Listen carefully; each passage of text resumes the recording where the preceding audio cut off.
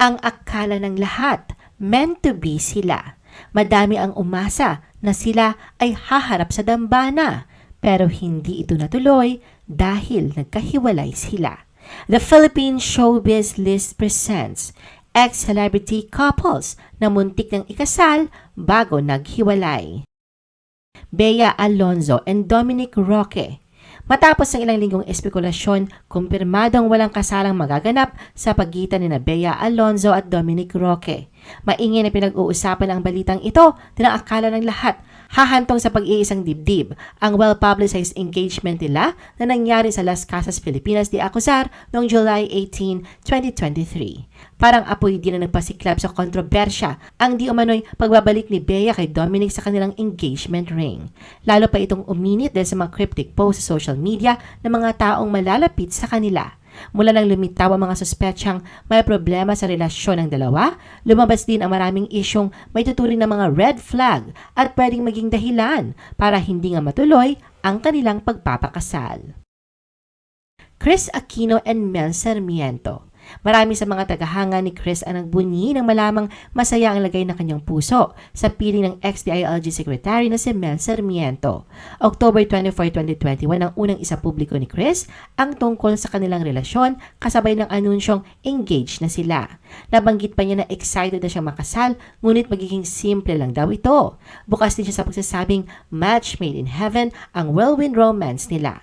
Ayon kina Mel at Kris, hindi raw nila akalain na sa muling pagkikita nila noong June 2021 ay mabibigyan sila ng pagkakataong magkakilanlan at magmahalan. Pero ang inaakalang panghabang buhay nilang pag-iibigan ay agad ding natuldukan. Noong January 4, 2022, inanunsyo ni Kris na hiwalay na sila ni Mel matapos ang 5 buwang relasyon. Sa pamamagitan ng Instagram, inihayag noon ni Kris na lubos siyang naalarma dahil sa complications sa dala ng kanyang autoimmune condition.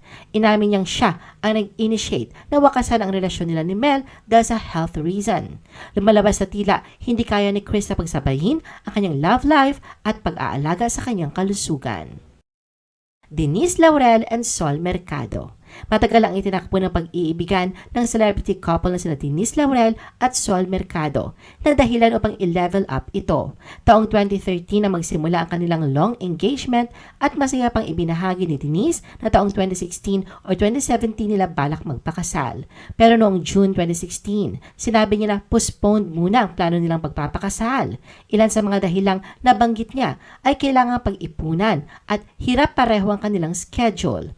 Hanggang sa noong October 2016, sa isang Instagram post, ibinaalam niya sa publiko ang tungkol sa paghihiwalay nila ni Sol.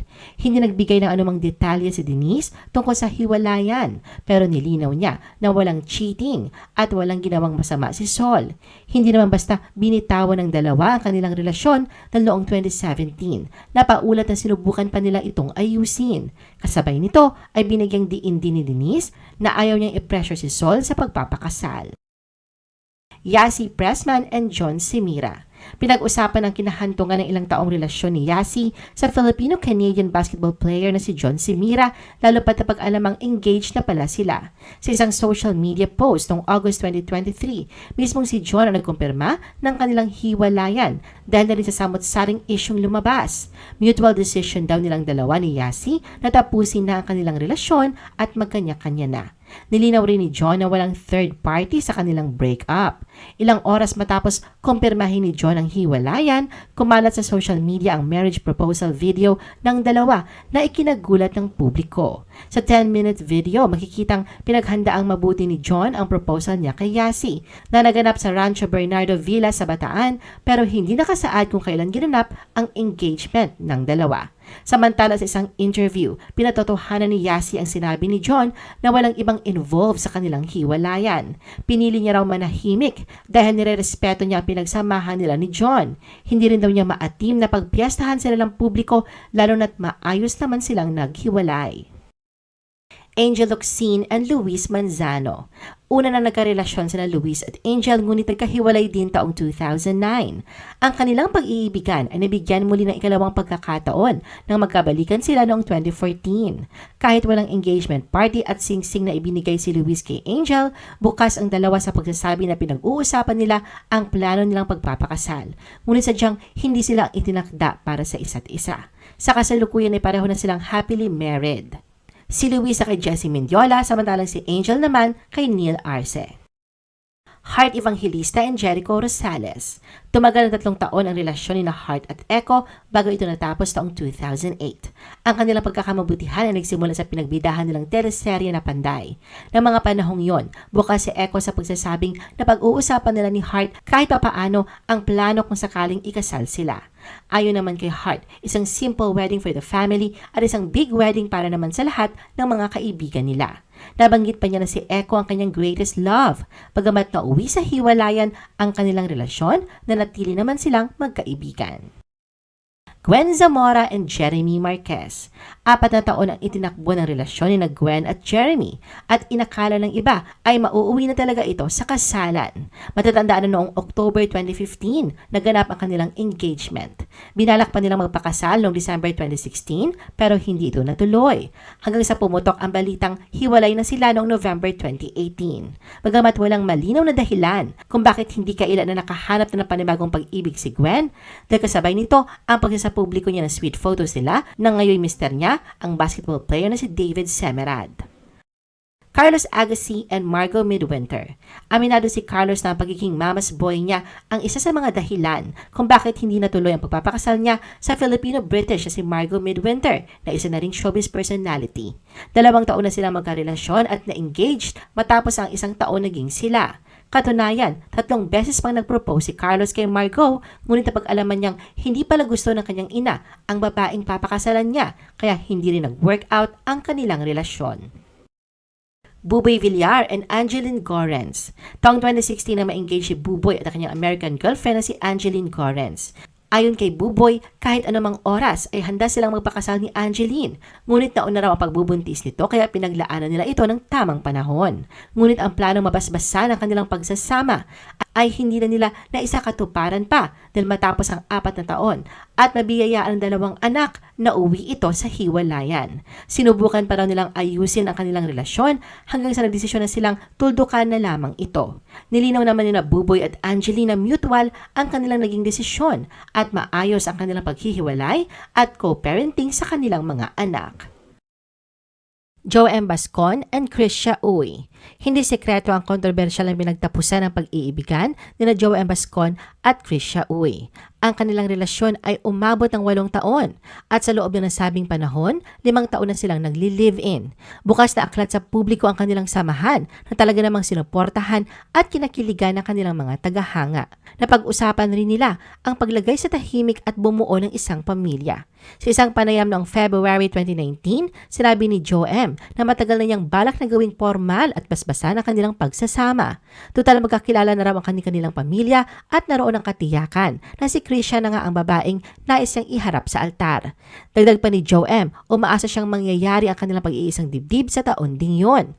Ngunit makalipas lamang ang ilang buwan, napaulat ang kanilang hiwalayan at ang itinuturong dahilan di umano ay ang pagkikipagbalikan ni Joem sa dating karelasyon na si Meryl Soriano. Hanggang sa kumpirmahin mismo ni Joem ang breakup nila ni Krisha at inamin na siya ang nag-initiate nito. Nilinaw naman niya na walang third party at hanggang doon na lang daw ang kanilang relasyon. Samantala aminado naman si Krisha na fell out of love si Joem sa kanya kaya natapos ang kanilang 8 taong relasyon. Derek Ramsey and Andrea Torres. Isa sa mga pinag-usapang hiwalayan noong 2020 sina Derek at Andrea. Sa kanilang mga YouTube vlogs at IG post, makikita na puno ng pagmamahal ang dalawa na animoy bagong kasal. Kaya ikinagulat ang publiko nang pumutok ang balitang hiwalay na sila dahil wala namang intrigang kinasangkutan ang dalawa bago natapos ang kanilang relasyon na tumagal ng mahigit 1 taon. Kitang-kita din ang kasiguraduhan ng mga ito sa isa't isa, lalo na sa parte ni Derek na buong pagmamalaki at paniniyak na sinabing si Andrea na talaga ang babaeng ihaharap niya sa altar. Hindi rin itinago ni Andrea ang kasiyahan at pareho raw sila ng nararamdaman. Katunayan, anumang oras handa siyang magpakasal kay Derek at binanggit na hindi tungkol sa haba kundi sa kalidad ng relasyon ang mahalaga. Scottie Thompson and Pau Fajardo, isa sa mga masugid na sinusubaybayang couple ng mga netizen at maging ng mga basketball fans ang relasyon ng PBA player na si Scottie Thompson at ang social media influencer na si Pau Fajardo. Hayagan ang pagpapakita ng mga ito ng pagmamahal at kasiguraduhan sa isa't isa na masasabing kasal na lang ang kulang sa kanilang pagsasama. Kaya naman marami ang kinilig nang ma-engage sila sa bisperas ng bagong taon ng 2021. Pero biglang nagbago ang ikot ng lahat dahil sa pagsapit ng April 2021 ay tinuldukan ng dalawa ang kanilang 8 taong relasyon. Hanggang sa noong June 2021 ang naiulat ang pagpapakasal ni Scottie sa stewardess na si Jinky Serrano. Ikinagulat ito hindi lang ng kanilang mga taga-subaybay kundi maging common friends sila na sa sobrang bilis ng pangyayari. Samantala sa isang statement, inako ni Scottie na siya ang may kasalanan sa paghihiwalay nila ni Pau. I-post ang inyong comments at reaction sa baba. At huwag kalimutan na i-like at i-share ang video na ito. Gusto mo pa ba ng ibang showbiz videos? Panoorin ang aming iba pang top viewed videos. Para sa aming mga YouTube viewers, pumunta lang sa description ng video na ito o i-click ang link sa itaas ng screen. Para naman sa mga Facebook viewers, ay maaari ninyong hanapin ang mga link sa comment section ng video. I-follow nyo din kami sa Facebook at mag-subscribe sa aming YouTube channel. Thanks for watching!